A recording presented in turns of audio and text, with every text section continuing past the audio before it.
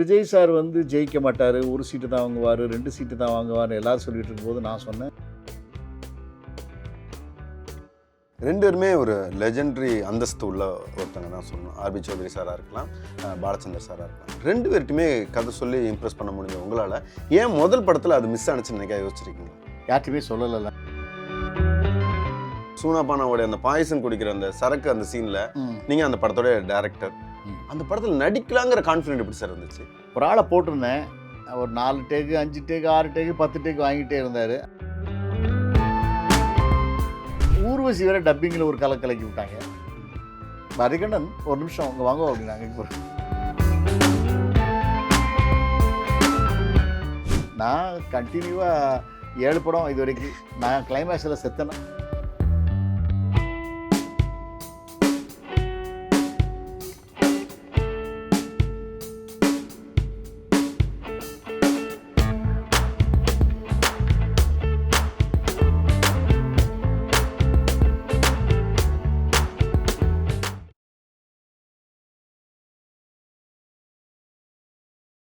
ரெண்டு பேருமே ஒரு லெஜெண்டரி அந்தஸ்து உள்ள ஒருத்தங்க தான் சொல்லணும். ஆர்பி சௌத்ரி சாராக இருக்கலாம், பாலச்சந்தர் சாராக இருக்கலாம். 2 பேர்ட்டுமே கதை சொல்லி இம்ப்ரெஸ் பண்ண முடிஞ்ச உங்களால் ஏன் முதல் படத்தில் அது மிஸ் ஆனிச்சுன்னு நினைக்க யோசிச்சிருக்கீங்களா?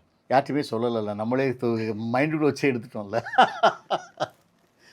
அது ஒன்று, அதுதான் ஊருக்கே நாட்டாமல் பண்ணால் கூட அவங்க வீட்டில் ஒரு பெரிய தப்புக்கு தீர்ப்பு சொல்ல முடியாமல் இருக்கிறது மாதிரி என்னுடைய தவறு புரிஞ்சுது. அது எனக்கு ஃபஸ்ட்டு டே அந்த படம் ஃபஸ்ட் காப்பி எடுத்த பிறகு தான் பெருந்தவறு புரிஞ்சுது. நான் ஒன்றுக்குமே நமக்கு அந்த இவ்வளோ படங்கள் பார்த்து ரிவ்யூ பண்ணோம், இவ்வளோ பேர்கிட்ட போய் கதை சொன்னோம், ஆனால் நம்ம ஒரு படம் டைரக்ட் பண்ணும்போது இது எப்படி விட்டோம் அப்படின்னு எனக்கு தெரியல. அது ஒருவேளை எல்லாருக்குமே அந்த சூழ்நிலை இருக்குமான்னு தெரியல. ஆனால் படம் பார்த்த பிறகு எனக்கு முடிவு பண்ணேன், படம் போகாது, பெரிய ஃப்ளாப் ஆகும் முடிவு. படம் முடிஞ்ச உடனே முடிவு பண்ணேன். முடிவு பண்ணிட்டேன். படம் ஷூட்டிங் முடிஞ்ச உடனே அந்த ஊருக்குள்ளே ஒரு வாட்டி போகும்போது கூட அந்த ஊருக்காரன் வேறு நம்மளை பயமுறுத்திட்டான். என்னென்னு? அங்கே ஊரில் ஒருத்தவங்க டீ கடையில் உட்காந்துட்டு இருந்தாப்புல, ஏங்க இந்த மாதிரி ஒரு படம் பண்ணியிருக்கேன்னா, என்னங்க அந்த ஆள் ஒரு பெரிய ஆளாக, அவரை போய் ஒரு படமாக எடுத்து இது பண்ணிகிட்டு இருக்காங்க, பைத்தியக்கார பையங்க அப்படின்னாரு. நான் தான் படம் எடுத்துன்னு அவன்கிட்ட சொல்லவே இல்லை. சரி டீயே குடிச்சிட்டு சரி ரைட்டு, கதை நடக்காது போல் தெரியுது, நான் தான் அவனை பிடிச்சி அரெஸ்ட் பண்ணி உள்ளே போட்டேன் அப்படின்னு அந்த ஆள் சொன்னார். ஏட்டு போலுக்கு ஒரு பழைய ஏட்டாக இருப்பார் நினைக்கிறேன். அப்போமே கொஞ்சம் ஷாக் ஆச்சு. சரி இந்த படம் சரியாக வராது போல் தெரியுது. நீங்கள் சீவல பெரிய பாண்டி மாதிரி ஒரு ஃபீல் அந்த பாட்டனில் பண்ணி வந்துடும், பெருசாக வந்துடும் எதிர்பார்த்து எடுத்த படம். அப்புறம் ஊர்வசி வேற டப்பிங்கில் ஒரு கலக்கி விட்டாங்க. மதிகண்டன் ஒரு நிமிஷம் அவங்க வாங்க அப்படின்னாங்க. என்னம்மா டப்பிங் முடிச்சுட்டு கூப்பிட்றாங்க, ஏம்மா பேமெண்ட்லாம் உங்களுக்கு எல்லாம் கொடுத்தாச்சுலாமா? இல்லை அது விஷயம் இல்லை பாரதிகண்ணன், நான் கண்டினியூவாக 7 படம் இது வரைக்கும் நான் கிளைமேக்ஸில் செத்தேன்னா அந்த படம் ஓடாது. அப்படியா? இது முதலே சொல்லாமல், இல்லை முதலே சொன்னால் நீங்கள் என்ன கூப்பிட மாட்டீங்க இல்லையா, அதனால தான் சொல்லலை. சரி மேடம், ரொம்ப சந்தோஷம், போய்ட்டு வாங்க. என்ன பண்ணுறது, இந்த அம்மா சொல்லி முடித்த பிறகு என்ன இந்த அம்மா இப்படி சொல்லிட்டாளேன்னு நானும் படத்தை அப்படி ஃபஸ்ட் ரீல் பார்க்குறேன். டப்பிங் தேட்டர்லேருந்து ஃபஸ்ட்டு ரீல்லே ஊர்வசி வந்து என்கிட்ட கேட்குறா, சார் எப்படியாவது என் புருஷனை காப்பாற்றுங்க சார். காப்பாற்ற வாய்ப்பே இல்லைம்மா, கன்ஃபார்ம் உன் புருஷனுக்கு தூக்கு தான், எவ்வளோ முயற்சி பண்ணாலும் இதை காப்பாற்ற முடியாது. சரி நம்மளே நம்ம வாயினால சொல்லிட்டோம், நடக்காது போல் தெரியுத. ஒவ்வொரு சம்பவமே அந்த படத்தில் அப்படி தான் நடந்துச்சு எனக்கு. சரி அதையும் மீறி தான் ரிலீஸ் பண்ணோம், படமும் ஓடலை. சில நேரங்கள் அப்படி தான் நடக்கும், அதனால் என்ன பண்ண முடியும். இப்போ வந்துட்டு அதுக்கப்புறம் இந்த பேட்டர்ன் ஃபிக்ஸ் பண்ணிக்கலாம்னு இப்போ சார் முடிவு பண்ணீங்க? இந்த லேடி சாமி படம் சரி நமக்கு மற்றது ஓடலை, இது ஒரு பேட்டர்ன் சக்ஸஸ் ஆயிடுச்சு, எதுக்கு போய் ரிஸ்க் எடுத்துக்கிட்டு வேறு படங்கள் சப்ஜெக்ட் லவ் சப்ஜெக்ட் அதுன்னு பண்ணி அதுக்கு இதை விட மோசமாக போச்சுன்னா சிக்கலாகிடும். இது ஒரு மாதிரி கேரண்டியாக ஒரு பாட்டுக்கிட்டு வச்சுட்டு ஒரு கமர்ஷியலாக ஒரு லேடி சென்டிமெண்ட்லாம் வச்சு பண்ணிக்கலாமே அப்படின்னு அந்த ரூட்டுக்கும் சேஃப்டியாக இருக்குங்கிறதுக்காக தான் போனோம். அந்த டைமில் நீங்களும் ராமநாதன் சார் தான் பண்ணோம். அவர் 10 படம் பண்ணார், நான் ஒரு 5 படம் பண்ணேன். சாமி அவர்கிட்ட டிஸ்கஸ் பண்ணுவீங்களா சார்? லைக் என்ன ஒரே ரேப்போல இருந்திருக்கீங்க, அவரை சந்தித்து பேசக்கூடிய வாய்ப்புகளை சந்திப்போம். பட் இந்த மாதிரி ஒரு கதை பண்ண போகிறோம்னு நானும் சொல்ல மாட்டேன், அவரும் பேச மாட்டார். படம் பார்த்தாரு, கண்ணாத்தாள் பார்க்க கூப்பிட்டு வந்தே வந்திருந்தார். ரொம்ப நல்லா பண்ணியிருக்கீங்க சார், நல்லா இருக்கு சார், நான் கூட அந்த மாதிரிலாம் திங்க் பண்ணலாம் சார், இது ஒரு வித்தியாசமாக இருக்கு சார், லைட்டாக ஒரு மாதிரி நைஸாக பேசுவார். சரி சார் பரவாயில்லன்னு தியேட்டரில் வச்சு காமிச்சேன். அது மாதிரி இது நம்ம ஜட்ஜ்மெண்ட்டுக்கு நம்ம எடுக்கலாம். அப்புறம் நமக்கு ஒரு ஐடியா வந்துடும் இல்லையா, ஒரு சக்ஸஸ் கொடுத்துட்டிங்கனாலே உங்களுக்கு ஒரு தைரியம் வந்துடும், கான்ஃபிடன்ட் வந்துடும். தொடர்ந்து தோல்வியாக கொடுத்துட்டு இருந்தால் தான் அப்செட் ஆயிடுவோம், இது நம்ம சரியாக வரமாட்டோம் போலுக்குன்னு. 2வது படமே சக்ஸஸுக்கு வந்ததுனால 3வது படமும் ராஜராஜேஸ்வரி ஹிட்டு, ஒரு திருநெல்வேலி ஆவரேஜ் ஹிட்டு, அப்புறம் பண்ணாரியம்மன் ஆவரேஜ் ஹிட்டு. ஒரு கான்ஃபிடென்ட் வந்துச்சு. வெற்றி மட்டும்தான் அந்த நம்பிக்கையை கொடுக்கும். அது நீங்கள் சுமாராக படம் பண்ணி வெற்றி ஆனால் கூட நீங்கள் அறிவாளியாக தான் பார்ப்பாங்க உலகம். வெற்றி தானே முக்கியம். நீங்கள் திறமையாக படம் பண்ணி ஓடலைன்னா நீங்கள் முட்டாள், நீங்கள் சுமாராக பண்ணி வெற்றினா நீங்கள் அறிவாளி. இதுதான் சினிமாவோட தியரி. சூனாபானாவோட அந்த பாயசம் குடிக்கிற அந்த சரக்கு அந்த சீனில் நீங்கள் அந்த படத்தோட டைரக்டர், அந்த படத்தில் நடிக்கலாங்கிற கான்ஃபிடென்ட் எப்படி சார் இருந்துச்சு? ஒரு ஆளை போட்டிருந்தேன், ஒரு 4 டேக்கு 5 டேக்கு 6 டேக்கு 10 டேக்கு வாங்கிட்டே இருந்தார். அந்த ஒரு இது வரல. உடனே வடிவேலாம் சொன்னேன், அண்ணே எதுக்குன்னு இந்த சோதனையெல்லாம், நான் வேறு நிறையா படத்தில் நடிச்சிட்டு இருக்கேன், பிஸியாக இருக்கேண்ணே, என்னோட டேட்டு இதை விட முடிஞ்சிரும்ண்ணே, நாளையோட நீங்களே நடிச்சிருக்கண்ணே பேசாமல், பிரச்சனையே இல்லைண்ணே. சொல்கிறது கரெக்டாக தானே இருக்குது. அப்புறம் நானே நடித்தேன். ஏண்டா லேசாக தொண்டை கரகரங்குத, சரக்கு பழசா பெசங்களோட சரக்கு குடிச்சா அப்படித்தானே இருக்கும். அம்மா எப்போ பார்த்தாலும் வேஷம் நோசம் நோசம்னு இருக்கா. இப்போ அந்த நடிச்சிட்டிங்க, ஆன் ஸ்க்ரீனில் பார்க்கும்போது எப்படி இருந்துச்சு சார்? ஏன்னா உங்களுடைய ஆம்பிஷன் அதுவாக தானே இருந்துச்சு ஆரம்ப காலகட்டத்தில். நல்லா தான் இருந்துச்சு. இதை கன்டினியூ பண்ணியிருக்கலாமோன்னு தோணுச்சு. ஆனால் அப்போ கன்டினியூ பண்ணாமல் இந்த டைரக்ஷன் அது இதுன்னு போனதுனால விட்டேன். அப்போவுமே நடிகராக வந்தால் கூட ஏதாவது ஒரு இளவரசு மாதிரி, ஒரு டெல்லி கணேஷ் மாதிரி, ஒரு எம்எஸ் பாஸ்கர் அண்ணன் மாதிரி, அப்படி ஒரு கேரக்டர் ஆர்டிஸ்ட்டாக ஒரு நடிகராக வந்துடலாம். இப்பவும் மறுபடியும் அந்த ரூட்டில் வரலான்ட்டு இருக்கேன். பிரபுசலம் சாரோடைய படங்களை உங்களை தொடர்ந்து பார்க்க முடியுது. அண்ட் ரொம்ப நோட்டபுளான ரோல்ஸாகவும் அது இருக்கும். கயலில் ஒரு அருமையான போலீஸ் கேரக்டர். இப்போ இதுலேயும் பண்ணியிருக்கேன். சிங்கம்னு ஒரு படம் பண்ணிகிட்டு இருக்காரு, மேம்போன்னு டைட்டில் வச்சு பண்ணிட்டு இருக்காரு. அதுலேயும் ஒரு டிஃப்ரெண்ட்டான ஒரு ஏட்டு கேரக்டர், நல்ல கேரக்டர் தான். சின்ன சீன் தான், பட் நல்ல இம்பார்ட்டன்ட் சீனாக பண்ணார். நல்ல நமக்கு ஒரு நண்பர் வேறு, அதனால் நடந்துருக்கு. சினிமாவில் கொஞ்சம் நட்பு தேவைப்படுது. நட்புகள் இருந்தால் கொஞ்சம் நிறையா பண்ணலாம். விஜயசாந்தி மேம் வந்துட்டு இப்போ உள்ளவங்ககிட்ட கேட்டால் தெரியாது, ஆனால் அப்போ உள்ளவங்ககிட்ட கேட்டால் கண்டிப்பாக வந்து ஒரு ஆக்ஷன் ஹீரோயின் தான் அவங்க. அவங்கள எப்படி சார் அம்மனா நீங்கள் வந்து விஷுவலைஸ் பண்ணீங்க? ஆக்சுவலாக அவங்களும் சொன்னாங்க, நான் ஆக்ஷன் ஹீரோயின் ஆச்சுன்னா சாமியும் ஆக்ஷன் தாங்க பண்ணுதுன்னு.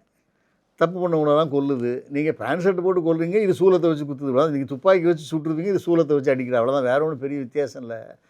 அங்கேயும் அநியாயம் பண்ணவன் அக்கிரமம் பண்ணவனை பூரா நீங்கள் அடித்து கொண்டுக்கிட்டு இருந்தீங்க, ரோட்டில் போட்டு இழுத்து கொண்டீங்க.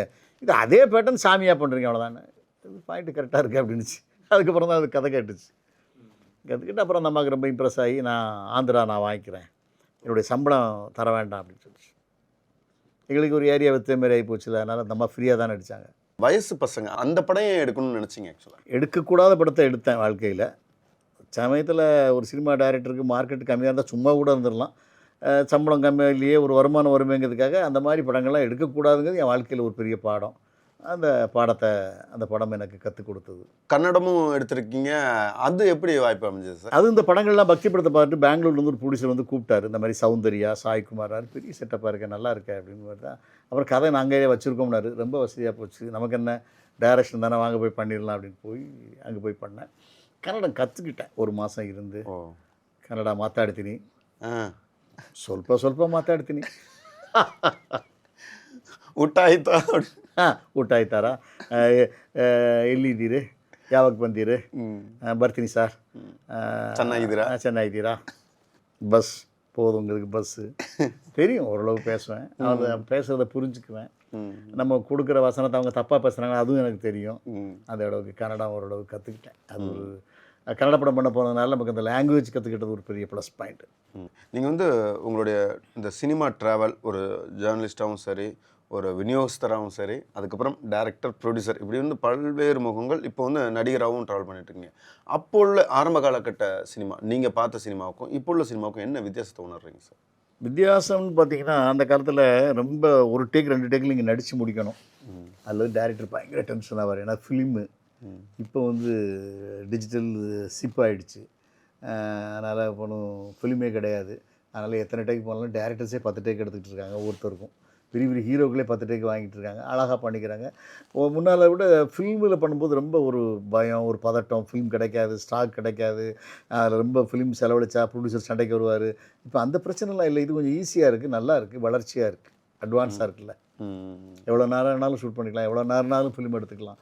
அது உங்களுக்கு சும்மா ஒரு டிஸ்க்கு தானே, ஒரு டேப்பு தானே, ஒரு சின்ன சிப்பு தானே, அதில் எத்தனை லோடுனாலும் பண்ணிக்கலாம். இந்த ஃபோட்டோ ஸ்டில் எடுக்கிற மாதிரி தானே, செல்லில் ஃபோட்டோ எடுக்கிற மாதிரி வந்துருச்சு. முன்னாள்லாம் ஒரு ரோல் போட்டு எடுத்துக்கிட்டு இருந்தாங்க, அதுக்கு பயங்கர செலவாச்சு, எக்ஸ்பென்ஸ் ஆச்சு. இந்த செல் ஃபோட்டோவே நல்ல நல்ல கிளாரிட்டியாக கிளாரிட்டியாக இருக்கு, சூப்பராக இருக்கு. ம். அதனால் இது நல்ல அட்வான்ஸ் டெக்னிக்கலில் டிஜிட்டல் வேர்ல்டு வந்த பிறகு வளர்ச்சி தான் அது சினிமாவுக்கு, பெரிய வளர்ச்சி. என்ன வேணாலும் பண்ணிக்கலாம். அது ஏஐலாம் வந்து ரொம்ப, அதாவது நடிகர்கள் நடிக்காமலே கூட நடிக்க வச்சிடலாங்கிறது, எது ஏஐ எது உண்மைன்னு கூட கண்டுபிடிக்க முடியாத அளவுக்கு பண்ண ஆரம்பிச்சிட்டாங்கல்ல. இப்போ உங்களுடைய ரைட்டிங் டைரக்ஷனில் ஒரு ரீஎன்ட்ரி எப்போ சார் நாங்கள் எதிர்பார்க்கலாம்? காலத்தின் கட்டாயம்தான். நம்ம எல்லாமே நம்ம பிளான் பட்டபடியாக நடக்குது, முயற்சி பண்ணுறோம். அந்தந்த நேரங்கள் வரும்போது ஒவ்வொரு மனிதனும் பிரகாசிக்கப்படுறான். அதுக்காக இப்போ நீங்கள் 26 இப்போ மே 26 இல்லையா, மே மாதம் போயிட்டுருக்கு. இந்த மே மாதம் வரைக்கும் நீங்கள் இந்த உலகத்துக்கு தெரியாமல் இருக்கீங்க. ஏதோ ஒரு ஜூன், ஜூலை, ஆகஸ்ட், செப்டம்பரில் ஏதோ ஒரு ப்ரொடியூசர் கிடச்சி, உங்களுக்கு ஒரு கதை கிடச்சி, நீங்கள் நடிகராகவோ ஒரு டைரக்டராகவோ மாறும்போது இவ்வளோ பெரிய ஆள் புதுசாக எங்கேயே அவ்வளோ நாள் இருந்தான் அப்படின்னு தெரியும், அவ்வளோதான். அதுக்கு என்ன காலகட்டம், நேரம் தான் அதுக்கு ரொம்ப இம்பார்ட்டன்ட்னு நினைக்கிறேன். ஏன்னா பல விஷயங்கள் நடக்கிறதெல்லாம் பார்க்கும்போது நமக்கு அந்த காலகட்டம் தான் நிர்ணயம் பண்ணுது.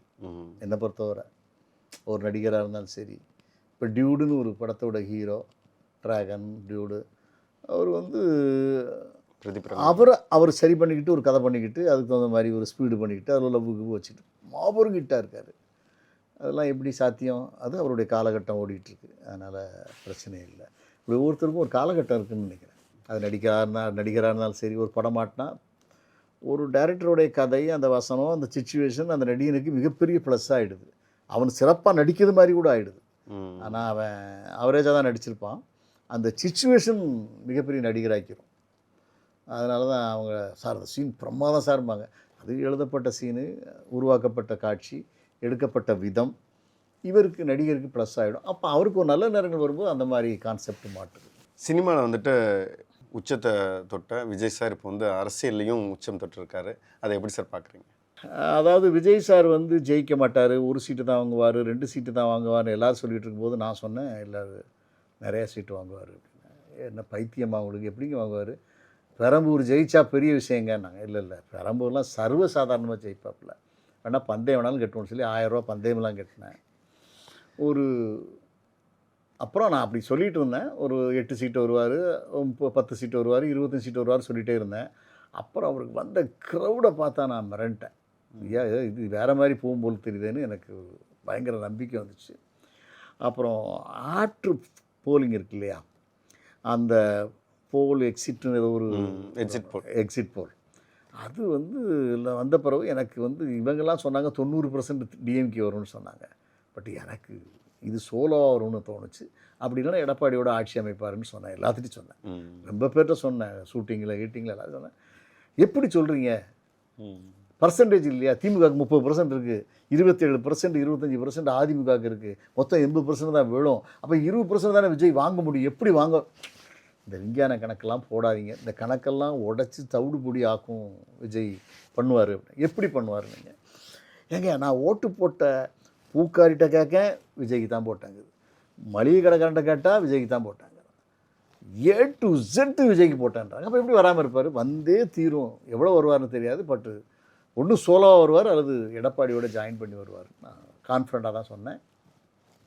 அவருக்கு அந்த அமைப்பு வந்துருச்சு. எல்லா நடிகருக்கும் இவ்வளோ பெரிய கிரேஸ் இருக்குமான்னு தெரியல. என்ன க்ரௌடு, சாதாரண க்ரௌடா? பிரச்சாரத்துக்கே போக முடியாத அளவுக்கு க்ரௌடு.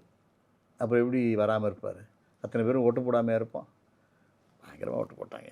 அதுபோக ஃபஸ்ட் டைம் எலெக்ஷன் வரலாற்றிலே ஒரு குழந்தைங்க தாத்தா விஜய்க்கு போடுங்க, மாமா விஜய்க்கு போடுங்க கேன்வாஸ் பண்ணது ஃபஸ்ட் டைம். ஒரு ஐடி ஸ்டூடெண்ட் வந்து ஓட்டு போட போனது ஃபஸ்ட் டைம். ஒரு காலேஜ் கேர்ள்ஸு எல்லாமே ஃபஸ்ட் டைமாக ஓட்டு போட்டாங்க, சாரையாக படபடையாக ஓட்டு போட்டாங்க. அதனால தான் அவருக்கு மிகப்பெரிய வெற்றி சென்னையிலே கிடச்சிது. சென்னையில் உள்ள ஸ்டூடெண்ட்ஸ் அத்தனை பேரும், யங்ஸ்டர்ஸ் அத்தனை பேரும், சாதாரண பீப்புள் அத்தனை பேரும் போட்டாங்க அவருக்கு. அதனால தான் சென்னை தொகுதி பூரா மாட்டுச்சு. அதனால் அவருடைய இந்த வெற்றி கிடைக்கும்னு எதிர்பார்த்தது தான். என்ன பாவம், அவரை ஆட்சி வரணும், அதில் பயங்கர போராட்டம், ஸ்ட்ரகிளிங்கில் இருக்கார். அது ரொம்ப வருத்தத்துக்குரிய விஷயம். ஏன்னா தமிழனை காப்பாற்றணும், ஹிந்திக்காரனை உள்ளே விட்டுறக்கூடாது, பிஜேபி உள்ளே விட்டுறக்கூடாது, எல்லாம் பேசுகிறாங்க வாய்களையே. பட் அந்த ஆள் ஒரு 2 சீட் இல்லாமல் தவிக்கும்போது தைரியமாக கொடுத்து தறி ஒரு சிக்கலில் இருக்கான் நம்ம ஆள் தமிழன், கொடுத்து ஜெயிக்க வைப்பையா, அவன் ஆட்சி ஆளட்டிவான்னு நினைக்கல. எப்போ உடையும் எப்போ கவரும். அப்போ எப்படி தமிழ் உணர்வு சொல்கிறதெல்லாம் போய் தானே. எனக்கு என்னமோ அது தப்பாக தான் படுது. நான் கூட ஒரு இன்டர்வியூவில் கூட சொல்லியிருந்தேன்.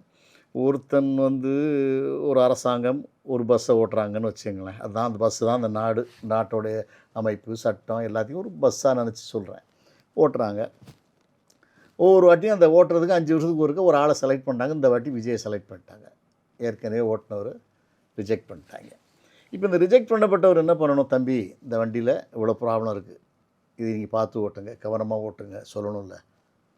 நீ எப்போ இடிப்ப, எப்போ கவரும் இந்த வண்டி நாங்கள் பார்க்கணும் அப்படின்னு வேடிக்கை பார்க்குறாங்க. அது ஒரு ஆரோக்கியமான அரசியல் இல்லை. ஏன்னா இவருக்கு நீங்கள் சப்போர்ட் பண்ணீங்கன்னு வைங்க, நெக்ஸ்ட் எலெக்ஷனில் உங்களுக்கு கூட ஒரு வாய்ப்பு இருக்கும். நல்ல மனுஷனாக இருக்கார், நம்ம தான் மிஸ் பண்ணிட்டோமோன்னு தோணும்.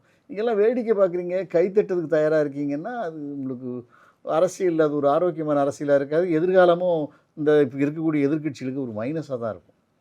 அப்போ வந்து சப்போர்ட்டிவாக இருக்கணும். ஆட்சி நடத்தலை, அவரை ஆட்சியில் உட்கார வைக்கிறதுக்காக சப்போர்ட் பண்ணல. இவ்வளோ சீட்டு வாங்கின ஒரு மனுஷனை கூட விட்டு வேடிக்கை பார்க்க ஆசைப்படுறாங்க, தட்டி விட ஆசைப்படுறாங்க. அது அப்படின்னா ஆட்டோமேட்டிக்காக சென்ட்ரல் கவர்மெண்ட் தான் வரும். எந்த கட்சி நீங்கள் வரக்கூடாதுன்னு ஆசைப்பட்டுக்கிறீங்களோ, எந்த பிஜேபி நீங்கள் நுழையக்கூடாதுன்னு ஆசைப்பட்டுக்கிறீங்களோ அந்த பிஜேபி தானே வரும் கவர்னர் ஆட்சியாக இருந்தால். அப்போ அது வர்றதுக்கு நீங்கள் தானே வழிவகுத்து கொடுக்குறீங்க. நீங்கள் அதுதான் எங்களுக்கு எதிரி, அதுதான் எங்களுக்கு எதிரின்னு சொல்கிறீங்க. அப்படி சூழல் வராமல் இருக்கிறதுக்கு இந்த ஆளுக்கு நீங்கள் சப்போர்ட் பண்ணி அந்த ஆளை ஆட்சி நடத்துறதுக்கு நீங்கள் பண்ணணும்ல. அது இல்லை. அது நம்ம தமிழர்களுக்கே உரிய ஒற்றுமைன்னு நினைக்கிறேன். தமிழ் பேசிட்டு தமிழுக்கு சப்போர்ட் பண்ணாமல் விடுறது மாதிரி தெரியுது எனக்கு. இந்த சினிமாவில் வந்துட்டு உங்களோட அனுபவம் வந்து மிக நீளமானது. அதை வந்து ஒரு இன்டர்வியூவில் நிரப்ப முடியுமான்னு தெரியாது. இருந்தாலும் நிறைய விஷயங்களை எங்கள் கூட பகிர்ந்துக்கிட்டீங்க. ரொம்ப நன்றி சார். உங்கள் நேரத்தின் காலத்தில் வணக்கம், வாழ்த்துக்கள். நன்றி சார். நீங்களும் புதிய ரிப்போர்ட்டராக இருந்தால் கூட ஒரு ஆளை விடாமல் ஒவ்வொரு கேள்வியாக கேட்டு நிறைய ஆன்சர் வாங்கிடுறீங்க. இதோட நேயர்களுக்கும் என்னோடய வாழ்த்துக்கள். மறுபடியும் சந்திப்போம்.